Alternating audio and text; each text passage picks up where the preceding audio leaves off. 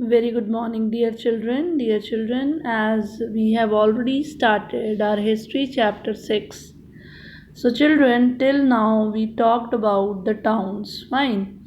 Now, children, we are going to talk about the traders. Fine. Now, traders, big and small. Children, I told you before that there were lot of different things which were being sold out in the market. So in for same way there were many kinds of traders. Fine. And that include the banjaras. Fine. And some traders, they were especially the horse traders. They used to form associations, and they used to have a headman. Fine. Who is going to negotiate, who's going to do bargaining on behalf of the warriors who bought horses. So this headman is going to make a deal with the warriors who are there to buy the horses. Fine. Now, since traders, they had to pass through many kingdoms and many forests, they used to travel in caravans all together and formed guild to protect their interests. Now, what is a guild? You can say it is an association or it is a group. Fine. There were several such guilds in the South India from the 8th century onwards, the most famous being the Manigramam and Nanadesi. So, among these guilds, the one who were famous in South India, they were the Gramam and Nana Desi. Now these girls children, these groups, these associations, they used to trade within the peninsula as well as with Southeast Asia and China. So these traders, they were not only dealing in the peninsular region. Peninsular region is the south area. Peninsula is the area which is surrounded by water on three sides. So they were trading not only in the peninsular region, but they were trading with Southeast Asia and China as well. There were also communities, children. Those were like Chetiyars and the Marwari Oswals. Fine. They used to become the principal trading group of the country. Now, these were the underlined Chetiyars and the Marwari Oswals. They were the principal trading groups of the country at that time. Now, Gujarati traders were there, and those include the Hindu Baniyas, the Muslim Bohras, and they were trading on the ports of the Red Sea, the Persian Gulf, East Africa, Southeast Asia, as well as China. Now, children, what do they sold? They used to sell textiles and spices in on these ports, because that time the textile and the spices, they were very famous among the around the world. That was of very fine quality. So they were trading this. Fine. Now, in exchange to these things, what they were getting in back? Gold, ivory, that was coming from Africa, and spices, tin, Chinese blue pottery, silver from Southeast Asia and China. So they were just trading. They were giving by one hand and getting by the other hand. The towns on the west coast were home to Arabs. So now on the west coast, it was the Arab, Persian, Chinese, Jewish, and Syrian Christian traders. So that was the west coast area. Now, Indian spices and clothes, children, it was sold in the Red Sea ports, and it was purchased in the Italian traders, and it has reached the European markets as well, because they were getting a lot of profit. So now just see this, these things like the clothes and the spices, now they have ultimately reached the European markets. Fine. Now spices, they were grown in the tropical climate, so it was very suitable to grow these sort of spices in our subcontinent. Fine. Now, important part. Now, these spices, they became a very important part in the European cooking, and the cotton, which was very attractive. Fine. Even the European, traders, they were very interested in the clothes as what that was made here. So very we will shortly, now we are going to read about the phase that change in the trading and the town. So we will talk about Kabul, just go through it, how this Kabul, which is present day Afghanistan, it became a commercially important place. Fine, this and that is given. Silk route, it was linked to the Silk route, and so many things were there. Just go through it. Fine. Now, children, we will talk about crafts in the town. So we talked about the craft persons. So what sort of craft was being done in these towns? So we talked about the sculptures. Now we will talk about the Bidar work. The craft persons of Bidar is a place, were so famed. They were very famous for their inlay work in copper and silver that make it to be called as Bidri work. Now you just see the spot. The work done in this spot is fantastic. So because of this work, as the people were doing it in Bidar, so it was known as the Bidri work.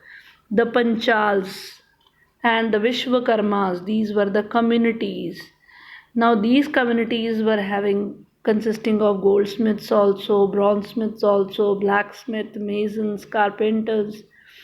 They were very essential because they were building the temples. Now, children, these people, they also played a very important role in the construction of palaces.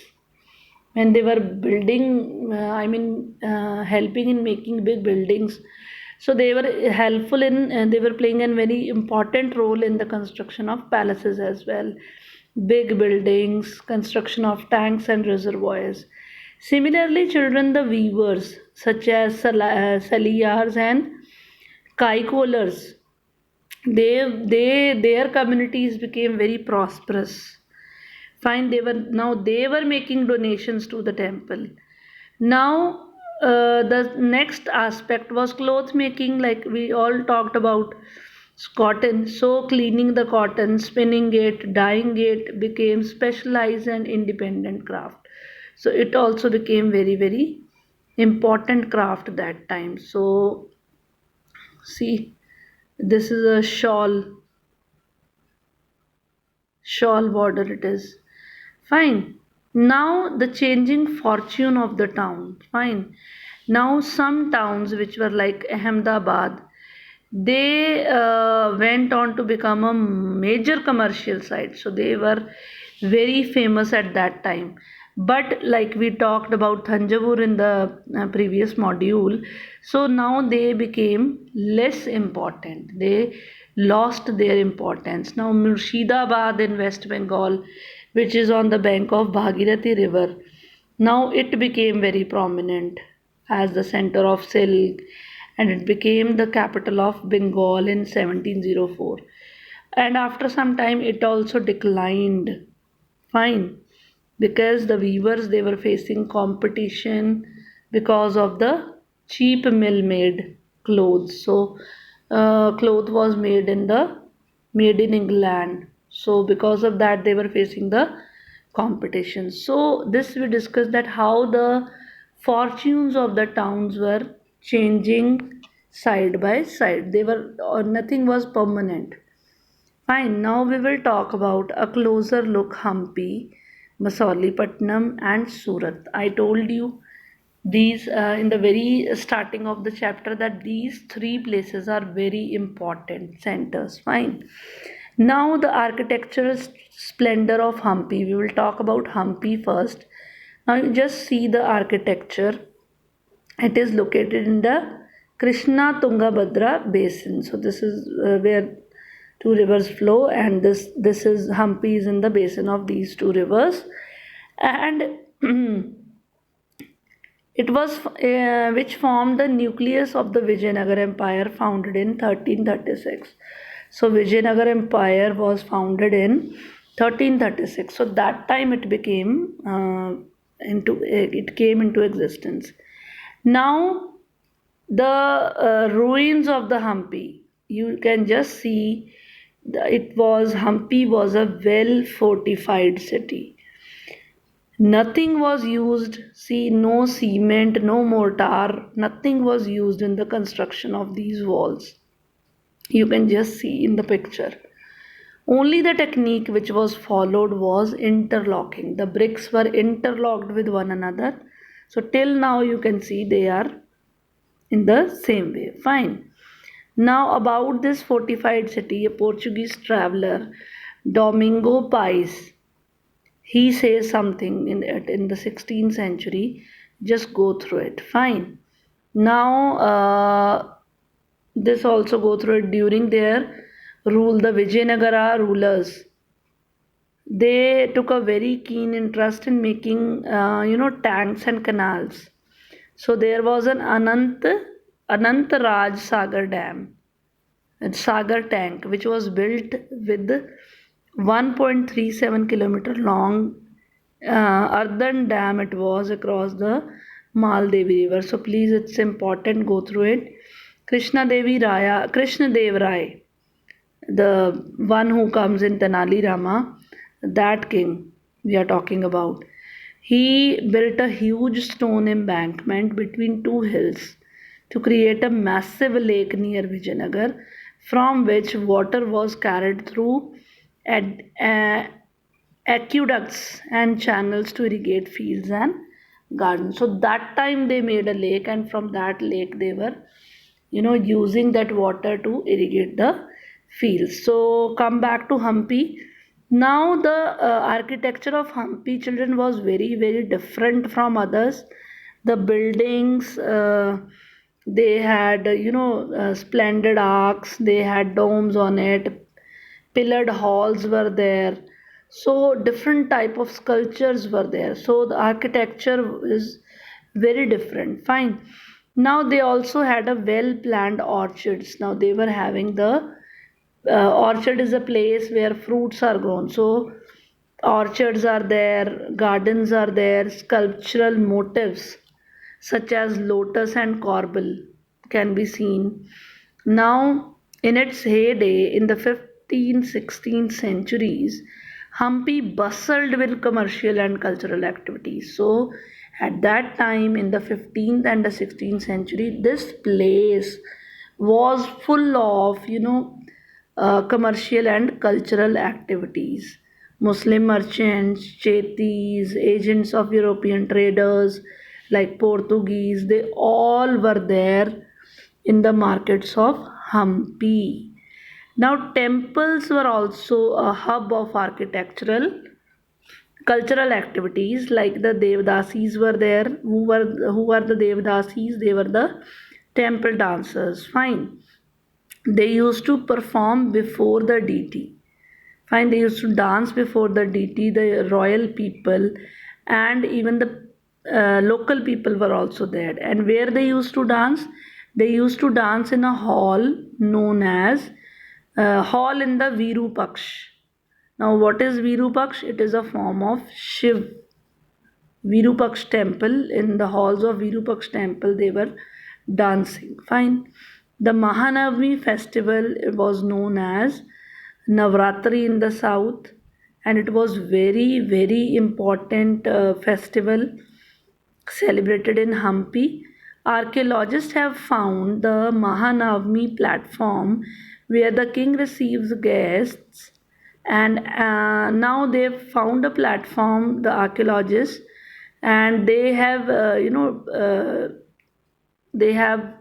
expressed that here the kings were receiving the people, they were accepting the tribute from their subordinates, and they used to watch the dance and music performances from this platform, as well as the wrestling matches were there. So the king used to watch all this. Now, children, Hampi fell into ruin following the defeat of Vijayanagar in 1565. The Vijayanagara was defeated by the Deccani Sultans, by the Sultans of the Deccan. So, who were they? The rulers of Golconda, Bijapur, Ahmednagar, Berar, and Bidar. So, they all defeated Vijayanagara king. Fine. So after that, Hampi was not famous at all. It fell into ruin. Fine. Now, children, the next topic is a gateway to the west, Surat. Fine. So, see, we will talk about Surat here. Hampi we have already discussed. So Surat it is in Gujarat, you all know, and it was the emporium to western trade during the Mughal period along the Kambe, that is the present day Kambat, and somewhat later. Now what is emporium? It's a place where goods of diverse production, different things, fine, are brought and sold here. Fine, so that's emporium. So this Surat was the emporium of western trade that time. Here all the things were brought and sold. Fine. Ahmedabad, fine. After some time it shifted to Ahmedabad. Surat was the gateway for trade with West Asia via Gulf of Hormuz. Fine. So trade was done via which route they were following from the Gulf of Hormuz. And it was also called the gate to Makkah also, because many pilgrims they used to get the ships from here. Then the ships used to sail from here to Makkah, so it was the gate to Makkah as well. It was a cosmopolitan city, means people from different religions they were here, and all caste, creed, they used to live here. In the 17th century, now children, just see now who came. Portuguese, Dutch, and English. They had factories and warehouses at the Surat. Fine. Now English chronicler Ovington, what he says, he wrote an account to the port in 1689. An average, what he describes about Surat, he says that about an average 100 ships from different countries, they could be found anchored at the port at any given time. So this, see how famous was Surat at that time, that more than 100 ships can be seen at the same time anchoring there. Fine. There were also several retail and wholesale shops, those who were selling the cotton textile. Textile of Surat was very famous for their gold lace borders, zari work. Fine. And it had a market in West Asia, Africa, and Europe.